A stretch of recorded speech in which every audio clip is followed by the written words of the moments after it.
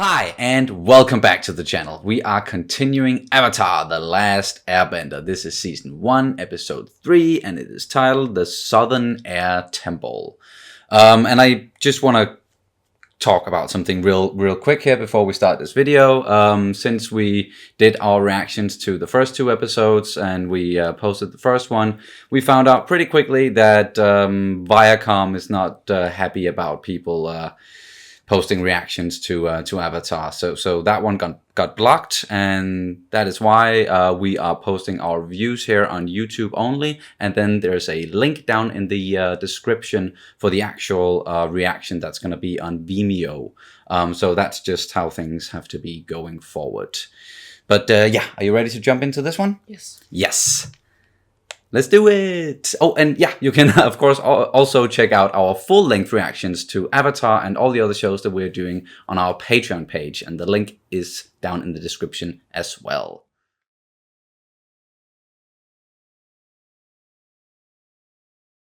Man, this is some good shit so far.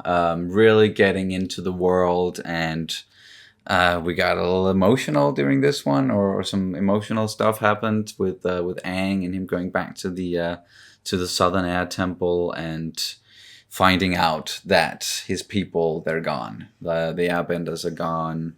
All the bisons, all the lemurs except for one, Momo, they're all gone.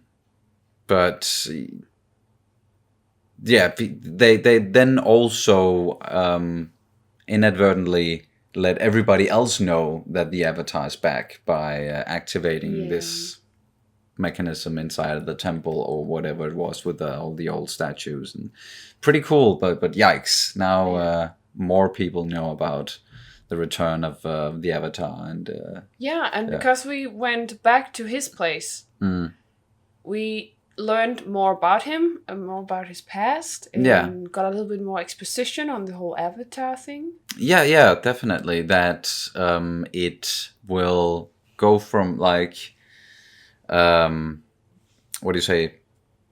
It goes from, I think it's fire, and then air, and then water, and then earth, and then air, and then it just takes a turn every time. Yeah. And it's like it's through reincarnation. Yes, I was just trying to find a word for what you could call that process, that it skips and goes from what do you what do you call them as a whole? Like it goes from nation to nation, or from kind to kind, or I was just I just don't know what to call them as a whole. But yeah, this whole principle with the Avatars based on reincarnation is something we know from Hinduism. Yeah. Exactly. And it's probably there. It's that is the.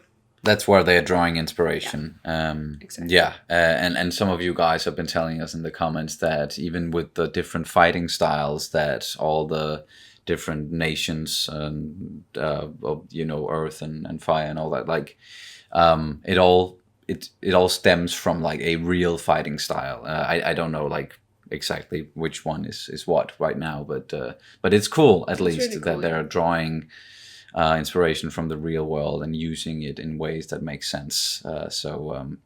Yeah, good stuff. And then we also have some drama going on with the Fire Nation and Prince Zuko and this commander who he's not stupid or anything, because he figured out pretty quickly that Zuko, he was lying about like how they managed to damage their ship, and he interrogated the crew. That was how he did it, and then it all ended in like this duel between the two. Yeah, and we learned a lot from the whole Fire Nation visit. Exactly. Yeah, a lot of exposition about Zuko. Yes. Him being exiled from his father. Last time he went up against a master in one of these kind of duels, he kind of got this whole burn. Yeah, that's most likely when that happened. Yeah.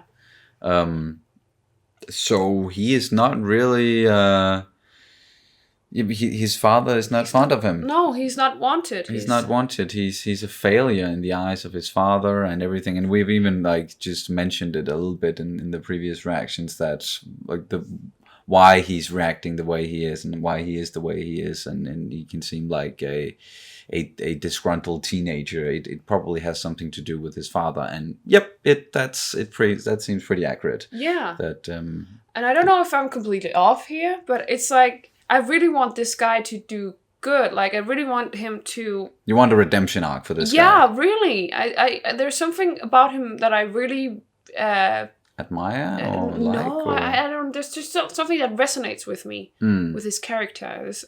Yeah, and of course when you have an amazing uncle like that, how could you ever wish something bad to this person, right? I don't know why. I just it's. I feel like his major redemption arc would be that he actually got the avatar, find out he's still not welcome or he's still not wanted by his father, and then he suddenly realizes how wrong he's been all this time and how he wants to stop, maybe.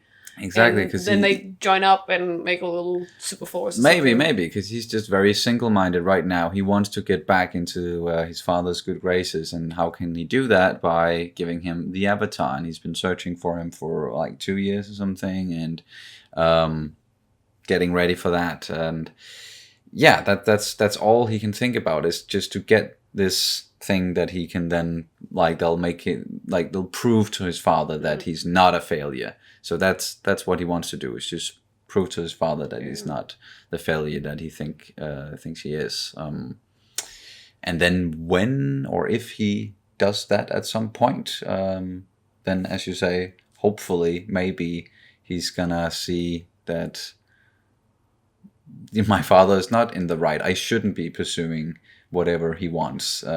But yeah, we're probably getting way ahead of ourselves here. Yeah, definitely. And one thing that just struck me with Prince Zuko was the thing he said about, once my father has taken the whole world, he's stupid to think that everyone wants to follow him.